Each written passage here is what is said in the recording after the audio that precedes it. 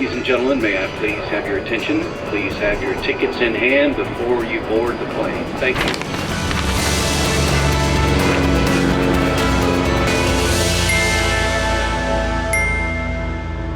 Hello and welcome. I'm Johan Castell and you're watching Wings. On the show today, the latest from the Kumbh Mela in Prayagraj.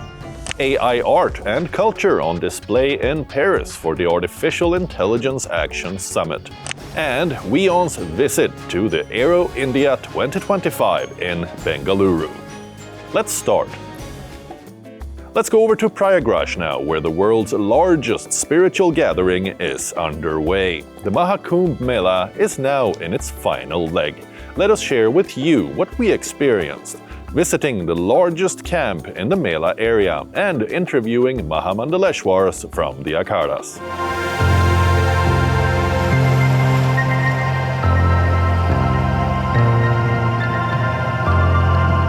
We visited the Kumbh Mela in Prayagraj a few weeks back. While on the ground at the largest spiritual gathering in the world, we found many different camps in the juicy area. There are an estimated 150,000 tents in the Kumbh Mela here in Prayagraj. These are set up in countless different camps, but the VHP camp is said to be one of the biggest camps. So we're going to take a look inside and see what they do here in the Mela. I walk around the camp to see what is happening. Most of the camp appears calm and not too busy, but I managed to find the canteen, which appears to be the most happening part of the camp right now. There are musicians playing, food being served, and sweets on offer, and I decide to try some milk with saffron in it. So I'm in the canteen of the VHP camp. Now I'm skipping lunch, but let us try the milk and see how it is. They have a dude jalebi over here. I'm gonna skip the jalebi, but let's try this. It's got saffron inside. Wow. Can I have one glass? One cup? Saffron inside the milk. Wow. Thank you. Thank you. Oh wow, smells like saffron as well.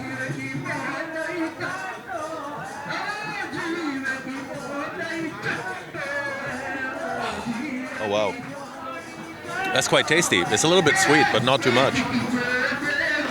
I'm here with Milenda Parande of VHP. What can you tell me about what you're doing here in this camp in Kumbh Mela? We are going to do service to the devotees that are coming.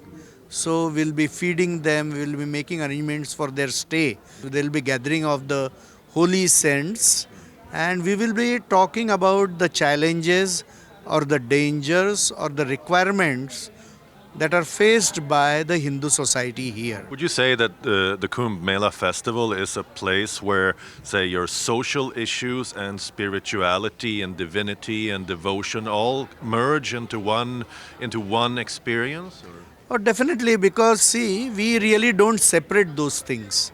But there is a system here, it is considered as service to feed and to house devotees. And that is going to happen at such a colossal scale. I think it is unprecedented. How many samosas do you think are being served during the Kumbh Mela? I mean, that must be a billion. Oh yes, definitely, definitely. Because the number of meals will be more. People are 450 million. They'll be eating again and again. I think on average, every person would have at least one samosa on average. So I mean, we're talking probably like 10 billion samosas are being consumed here. Many other varieties. Yes. You're dreaming about samosas. You're thinking about them. They are here also. Really? You have samosas right here? I think I manifested it right here. Yeah. Well, will you look at that? It's like a little combination of what do we have? We have a samosa. 2 sweets and 1 samosa. Oh, wow.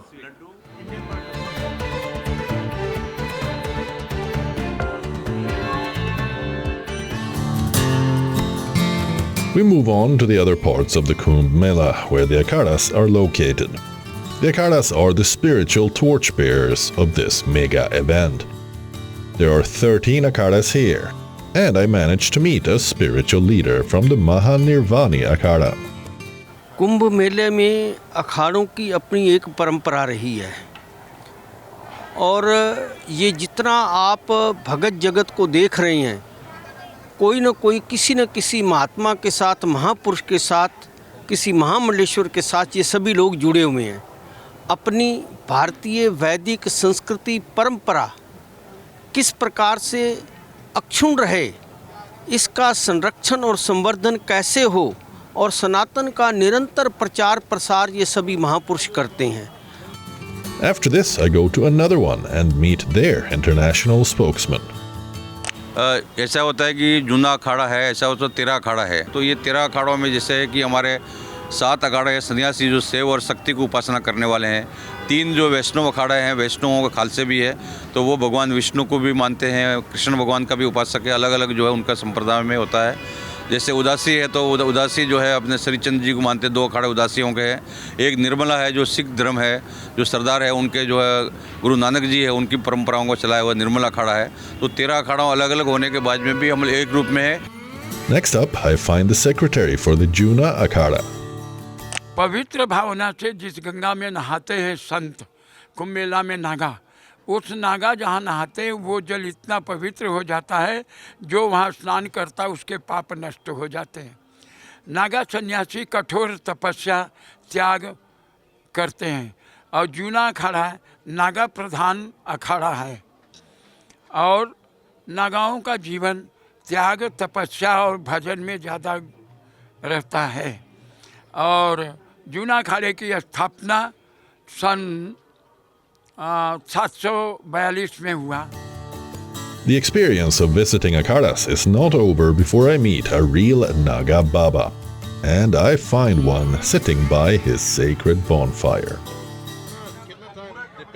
Dipping 18 बार हाँ 18 डुबकी। हाँ And how does it feel? You have clarity. Clarity very nice, very good, memory powerful. When I'm sitting next to the fire, my eyes go, oh. No. You don't get? No, don't get. For you? And my whole life is a fire. Yeah. All life. The Akharas are now packing up and making their way to Varanasi for Mahashivratri.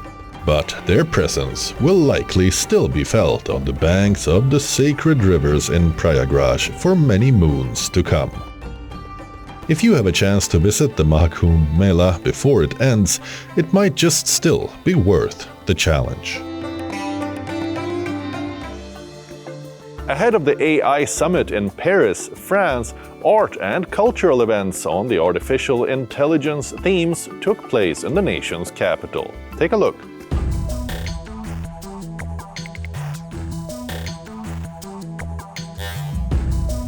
On Monday and Tuesday this week, world leaders and tech executives gathered in Paris for the AI Action Summit.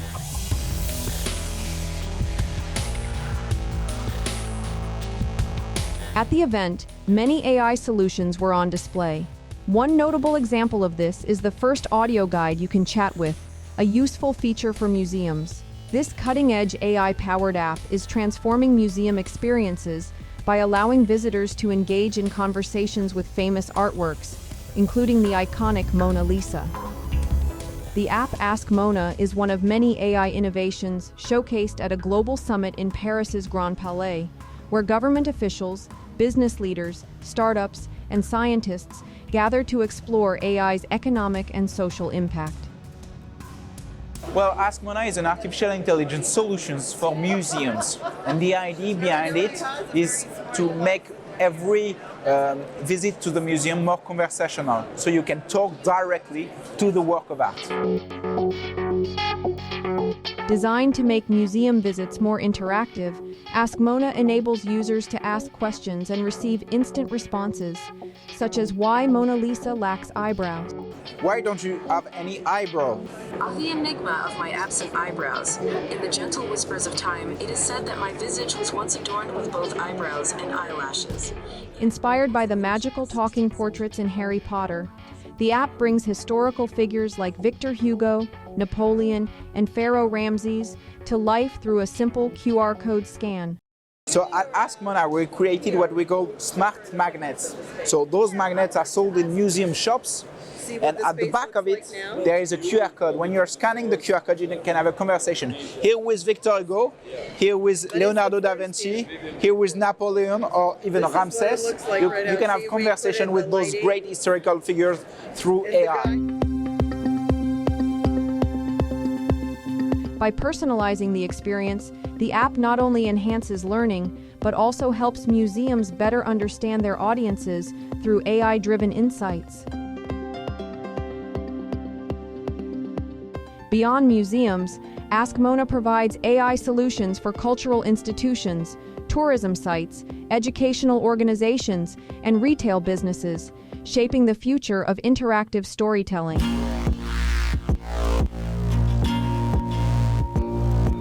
Ahead of the Summit for Action on Artificial Intelligence in Paris, a weekend of cultural discussions explored AI's impact on creativity and its challenges. An exhibition, Machina Sapiens, an artistic journey, ran at the Conciergerie near Notre Dame, showcasing AI-driven artistry. Sunday featured 3 masterclasses with AI-focused creators. L'intelligence artificielle, ça a un impact. I think it will have a major impact on the creative process, but also in terms of creating new things that also speak to our contemporary world. Artificial intelligence has a pretty general impact on society. I think that artists are best placed to tell the story of what is happening with AI. These are complex technologies with complex effects. Que génère aujourd'hui ce type de technologie.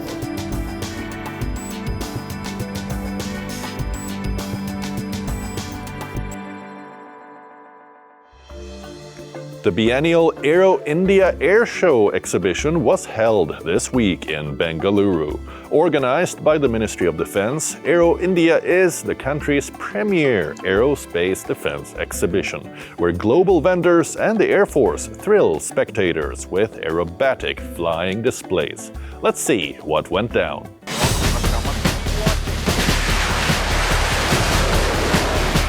From the 10th to 14th of Feb 2025, the Yelahanka Air Force Station in Bengaluru, India, witnessed Asia's biggest aviation event, Aero India 2025. The event highlights technological and commercial developments in both military and civilian aircraft. Aero India is an aviation exhibition held every 2 years in Bengaluru. It is organized by the Defense Exhibition Organization, Department of Defense Production under Ministry of Defense. This year, Aero India's 15th edition continues to showcase India's growing capabilities in aerospace and defense technology. The HTT-40, or Hindustan Turbo Trainer 40, stands out as a symbol of the nation's progress in military aviation.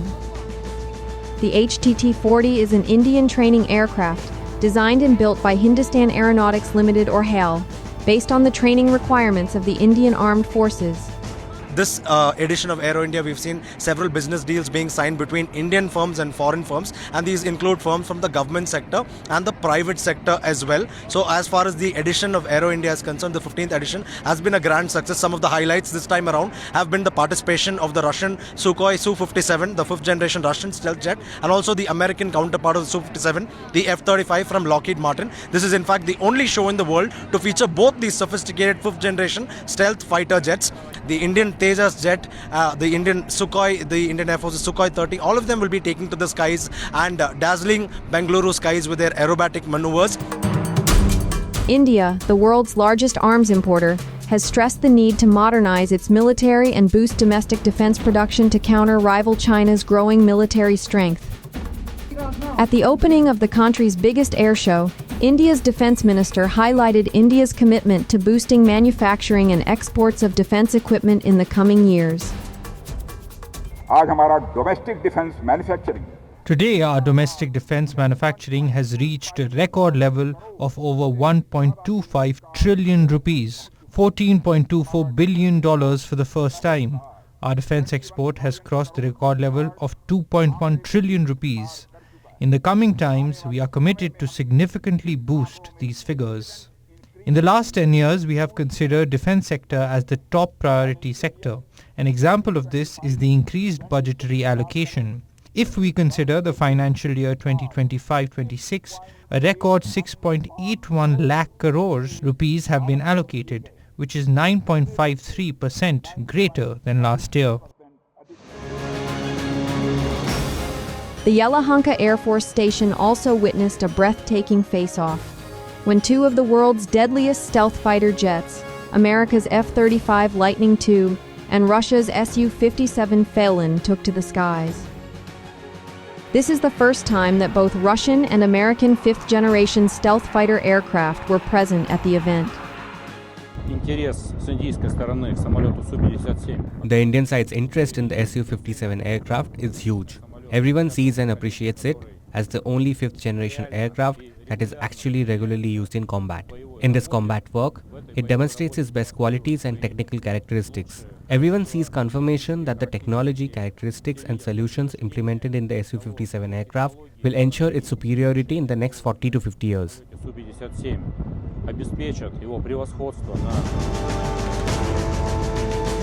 Amidst the high-stakes display of global air power was India's new contender, the country's fifth-generation stealth fighter, the Advanced Medium Combat Aircraft or AMCA. It is likely to be inducted into the Indian Air Force by 2035 after finishing trials.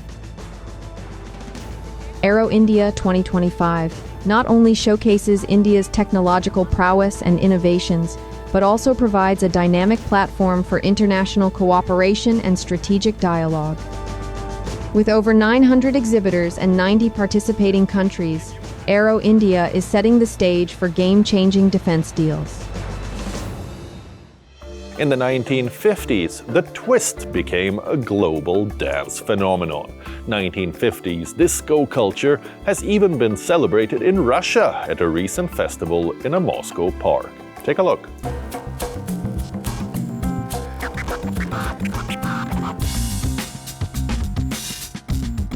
Muscovites embraced the spirit of the 1950s hipster culture on Saturday,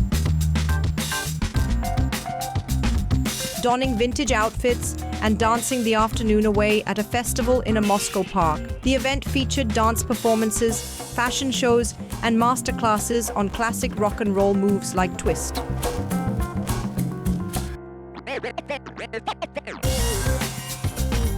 Festival zones included beauty salons offering themed hairstyling and makeup. At the same time, a clothing section allowed visitors to customize outfits with prints, patches, and spray art. The festival's music and fashion make it feel personal for some of the visitors. Others discovered the event by chance and were eager to immerse themselves in the atmosphere of the 1950s.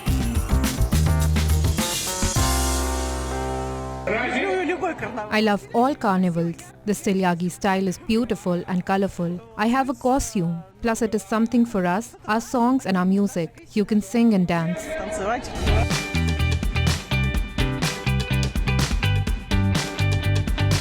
The festival traces its roots to the 2008 Russian film Styliagi, Hipsters, which depicted a group of Soviet youth inspired by American fashion and music despite state repression.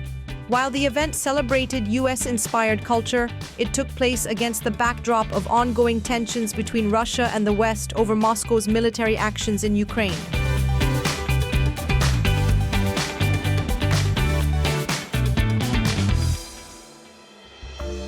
Henna artistry, a centuries-old tradition, has recently earned UNESCO recognition as an intangible cultural heritage across 16 Arab nations, including Morocco. Henna is significant in life's milestones in this North African country. For many, it's more than body art, a celebration of joy and shared memories. In Morocco, pregnancy celebrations often come with a special ritual, the application of henna tattoos. For Hajar, who is 7 months pregnant, it's an occasion worth marking with this time-honored tradition. Today, I celebrate 7 months of my pregnancy, and as Moroccans and Arabs, our way of celebrating is by doing henna, because henna is a symbol of joy. When we feel happy, we express it by doing henna, and for the reasons we asked the artist to come and organize a celebration day. We inherited this from our mothers and grandmothers. They always did henna on all occasions. Hajar's chosen henna artist is Mama Yakubi, a renowned practitioner who's been perfecting her craft for over 3 decades. Yakubi follows a meticulous process, grinding henna leaves into powder and mixing them with water and sugar to create a smooth paste. This paste is filtered through a nylon stocking, ensuring a flawless consistency. Henna parties are an essential part of Moroccan life. It's not just about the art itself, but the environment and the community surrounding it. UNESCO's recognition of henna as an intangible cultural heritage acknowledges its importance in the lives of people in 16 Arab nations, including Morocco, Saudi Arabia, and Egypt. However, this tradition is slowly fading. Once a communal and deeply ritualistic experience, henna is now often done in a hurry by street vendors. The artistic value is lost when henna becomes just another quick service. Now the henna artists work in the streets and their service is available to everyone. The value of henna is that women do it in their homes. It makes no sense to have the henna done in the street. This important point shows how henna has begun to lose its value. During the celebration, dates and milk are served, a token of Moroccan hospitality and a gesture of respect for the expectant mother. The event culminates with the sound of ululations and the serving of traditional Moroccan tea, bringing together women to celebrate not just a pregnancy, but the shared joy of family, culture, and community. Though henna's popularity may have waned in some circles, its significance remains strong in Morocco. As part of weddings, family gatherings, and other special occasions, henna continues to be a vital cultural marker, linking the past to the present. That's all we have for you in this week's episode of Wings. We'll return next weekend with more stories for those looking for the best experiences worldwide. Until then, it's me, Johan Castell, signing off. Goodbye.